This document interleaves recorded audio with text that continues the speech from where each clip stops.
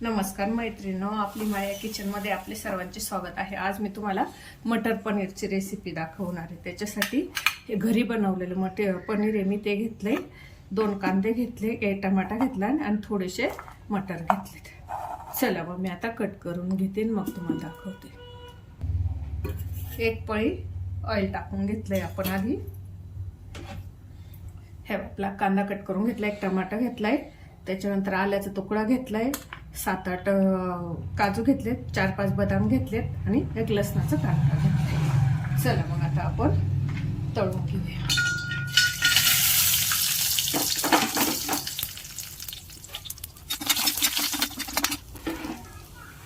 आलं टाकून घेते काजू बदाम मध्ये आणि लसूण पण टाकून घेते।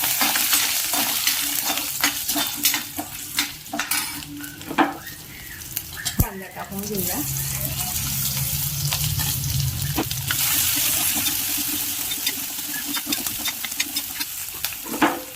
टमाटर पण टाकून घेते,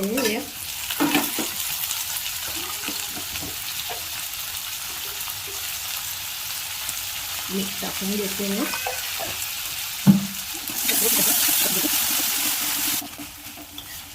हे आपलं व्यवस्थित भाजून झालेलं आहे। आता गार करून मी मिक्सरच्या भांड्यात वाटून घेते। चला आता आपण खडे मसाले टाकून घेतोय। तेल टाकून घेतलंय, हे 2-3 काळे मिरी आहे, 2-3 लवंग आहे, ते टाकून घ्यायचंय आपण। हे आपला मसाला वाटून तयार झालेला आहे, ते आपण टाकून घेतो।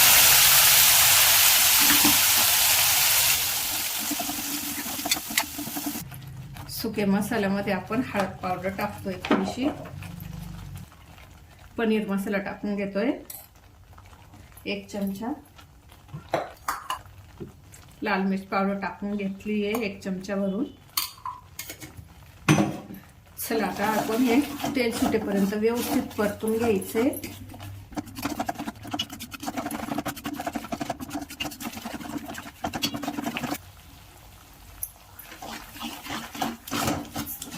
तेल सुटस्तर व्यवस्थित परतायचं आहे। हे बघा आपलं ऑइल बऱ्यापैकी सुटलंय। आता कांदा पेस्ट आणि मसाल्याची सगळी पेस्ट आपली कांद्याची, काजू बदाम आणि टोमॅटो, मटर टाकून घेते।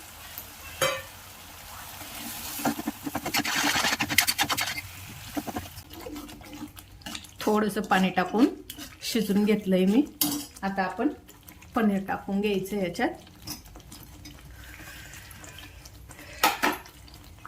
थोडंसं मीठ पण टाकून घेते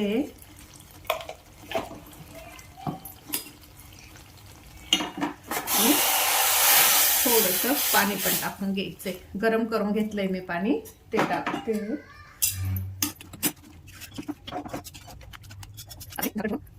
5 मिनिटासाठी उकळी काढून घेते आणि मटर पण शिजू देते। हेवा झाकण ठेवून मिडियम गॅसवर पण आता शिजून घेतोय। 5 मिनिटं झाले आपली, बऱ्यापैकी भाजी शिजत आलेली आहे। आता मी तुम्हाला कसुरी मेथी, एवढी कसुरी मेथी टाकायची, त्याच्याशिवाय आपल्याला स्वाद येणार नाही, म्हणून छान अशी चुरून घ्यायची आणि आणखी 2 मिनिटासाठी झाकून ठेवते।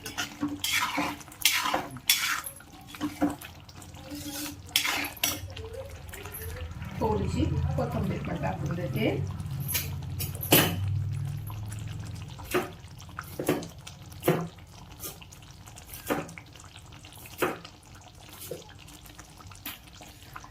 छान अशी आपण कोथिंबीर पण टाकून घेतोय। मला प्रत्येक भाजीत कोथिंबीर टाकली आवडते, म्हणून मी थोडीशी टाकली, जास्त नाही टाकली। आता मी 2 मिनिटं फक्त झाकून ठेवते आणि प्लेटिंग करूया। चला आता आपली मटर पनीरची भाजी झालेली आहे, तुम्हाला मी प्लेटिंग करून दाखवते। चला मी तुम्हाला प्लेटिंग करून दाखवते।